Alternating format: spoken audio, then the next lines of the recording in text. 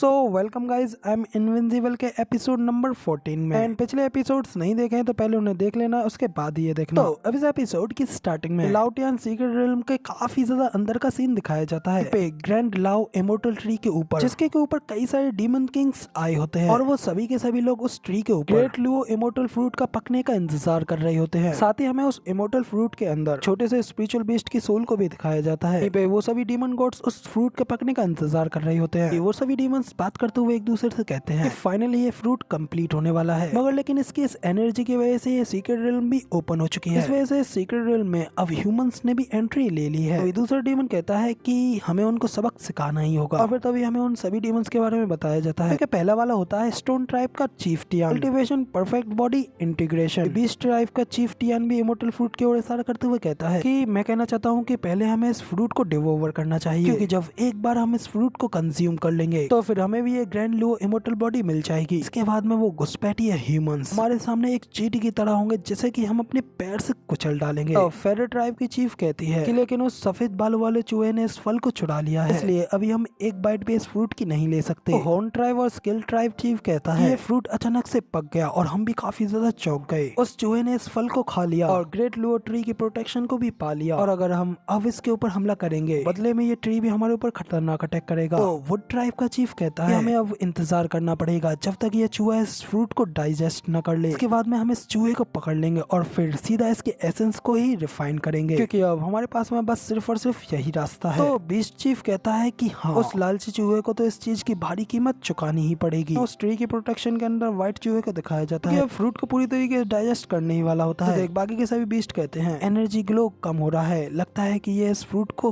Complete करने वाला है। तभी इसी के साथ में दिखाया जाता है कि वो चूहा फ्रूट को पूरी तरीके से डाइजेस्ट कर लेता है और उठता है और खुश होते हुए कहता है कि मौसी ने एक बहुत अच्छी नींद ली। और जैसे ही वो अपनी आंखें खोल करके अपने सामने देखता है तो वो चूहा काफी ज्यादा घबरा जाता है। सभी के सभी डेमोनिक चीफ उसी चूहे को गुस्से में घूर रहे होते हैं। तो मौसी घबराते हुए कहता है कि बिग ब्रदर्स, क्या आप लोगों को मौसी से कोई चीज चाहिए, और अगर नहीं चाहिए तो मौसी पहले यहाँ से जाना चाहेगा। इतना कहते ही मौसी बड़ी तेजी से वहाँ से भागने लगता है। इतनी तेजी से भागते हुए देख कर तो बीस्ट चीफ भी हैरान होते हुए कहता है डैम, वो चूहा भाग रहा है, देखो वो कितना ज्यादा फास्ट है। फ्रूट की पावर सच में कोई मजाक नहीं है। वुड चीफ अपने बड़े बड़े हाथों को करते हुए मौसी को पकड़ने के लिए जाते हुए कहता है बकवास करना बंद करो और जल्दी से उस चूहे को पकड़ने में मेरी मदद करो। जबकि इधर मौसी तो अपनी पूरी ताकत लगा करके वहाँ से भागने की कोशिश कर रहा होता है। वुड चीफ के हाथ भी मौसी के काफी ज्यादा करीब पहुंच जाते हैं। तो मौसी डर के मारे घबराते हुए कहता है ब्रदर, क्यों ना इस चीज के ऊपर बात करते हैं। मौसी एक काफी ज्यादा अच्छा बंदा है। लेकिन मौसी के सामने का स्पेस फटता है और वो एक पोर्टल ओपन हो जाता है। इसके अंदर मौसी बड़ी तेजी से घुस जाता है और उस पोर्टल की मदद से मौसी वुड चीफ के हाथों से बच करके उससे थोड़ा आगे निकल जाता है। जबकि अचानक से पोर्टल पार करने की वजह से मौसी कहता है कि मौसी क्यों चक्कर आ रहे हैं, मैं कहाँ हूँ, मैं कौन हूँ। लेकिन तभी फेदर चीफ मौसी के ऊपर अपने फेदर से अटैक करते हुए कहती है कि उस फ्रूट को खाने की वजह से उस चूहे के अंदर स्पेशल टेलीपोर्टेशन पावर्स भी एक्टिवेट हो गई हैं, और अगर अब वो यहाँ से बच करके निकल जाता है और फ्रूट की पावर्स को पूरी तरीके से रिफाइन कर लेता है तो फिर हम लोग उसका कुछ नहीं बिगाड़ पाएंगे। इसलिए अभी जल्द से जल्द हमें उसे खत्म करना होगा। तभी मौसी भी अपने ऊपर उन फेदर अटैक्स को आते हुए देखता है और फिर से जल्दी से वहाँ से घबराते हुए भागने लगता है और भागते हुए कहता है कि मौसी मरना नहीं चाहता, मौसी जीना चाहता है। तभी वो पीछे मुड़ करके देखता है, कहता है कि लगता है कि अब मेरा ये अंत है, क्योंकि इधर मौसी के पीछे से स्टोन डीमन एक जोरदार दहाड़ लगाता है, जिस वजह से मौसी के पीछे काफी ज्यादा खतरनाक शॉक वेव्स पैदा होती है। तो उन वेव से हिट होने के बाद में फिर मौसी उस लुओ इमोर्टल ट्री से नीचे गिर जाता है। सभी डिमोनिक चीफ मौसी को घेरते हुए कहते हैं। तो ये फेदर चीफ भी गुस्से में कहती है देखो तो सही, एक गंदा सा चूहा लुओ इमोर्टल फ्रूट को चुराने की हिम्मत करता है। क्या तुम इसकी कीमत भी जानते हो कि आखिर इसकी असली कीमत क्या है? तुम जैसे नीच पिछड़ी प्राणी की हिम्मत कैसे हुई उसे छूने की,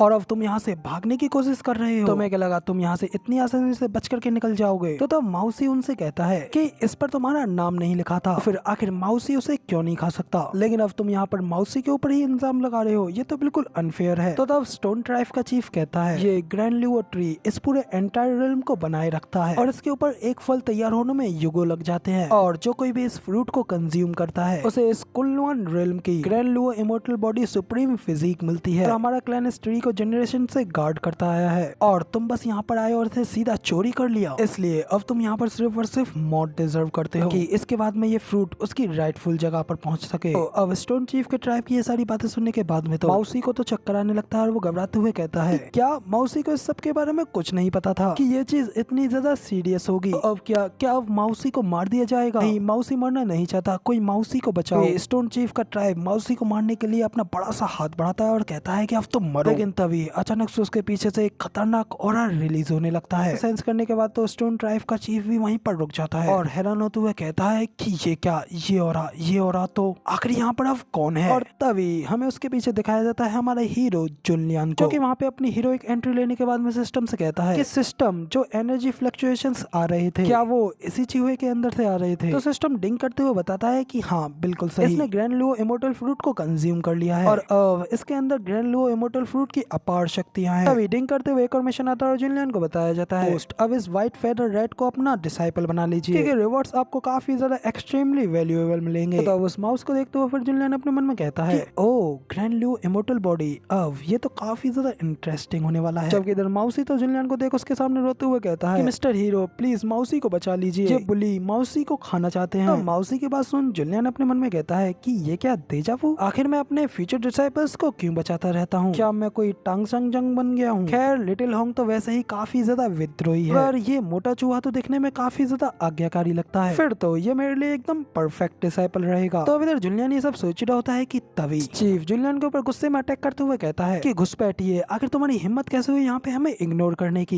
इसके लिए तुम एक अच्छी प्राइस पे करोगे। इसी के साथ में फिर वो जुलियन के ऊपर अपने वेपन से अटैक कर देता है। तो तब जुलियन वहीं पे खड़े हुए अपने सिर्फ एक ही हाथ से उसके उस वेपन को रोक देता है। एकदम बैडस लुक में बीस्ट चीफ से कहता है ये चूहा अब मेरा है और अभी फिलहाल मैं एक काफी ज्यादा अच्छे मूड में हूँ, इसीलिए अभी के लिए मैं तुम्हारी जिंदगी को छोड़ देता हूँ। लेकिन तभी स्टोन चीफ जुलियन से कहता है तुम भी हमारी तरह ही बॉडी इंटीग्रेशन स्टेज पर ही हो, फिर आखिर तुम्हें क्या लगता है कि तुम कितने ज्यादा स्पेशल हो जो हमसे ये सब कह सको? तो बीस्ट चीफ भी कहता है कि हाँ क्यों ना ऐसे एक साथ मिलकर के कुचल डालते हैं। तो उनकी ये बात सुनकर तो फिर जुलियन एकदम सीरियस हो जाता है, फिर बीस्ट चीफ की छाती पर अपने एक पाम अटैक करता है। इससे हिट होते ही बीस्ट चीफ की तो हालत खराब हो जाती है और फिर वो घायल होते हुए काफी ज्यादा पीछे जाकर के गिरता है और फिर जुलियन को उस अटैक को खाने के बाद में वो अपने मुंह से खून खांसने लग जाता है और कहता है कि आखिर एक इतना सिंपल सा पंच इतना ज्यादा स्कैरी और पावरफुल कैसे हो सकता है? फेदर चीफ तो आसमान से जुलियन के ऊपर अपने जबरदस्त फेदर अटैक करते हुए कहती है कि ह्यूमन अब तुम यहीं पर मरोगे। दूसरी ओर वुड चीफ भी अपने टेंटिकल्स के साथ में जुलियन के ऊपर अटैक करने के लिए आगे बढ़ता है, लेकिन इधर जुलियन भी फेदर चीफ के फेदर्स के ऊपर अटैक करते हुए उसके अटैक को डिस्ट्रॉय कर देता है और कहता है कि अब क्योंकि तुम लोग विरोध पर जोर दे रहे हो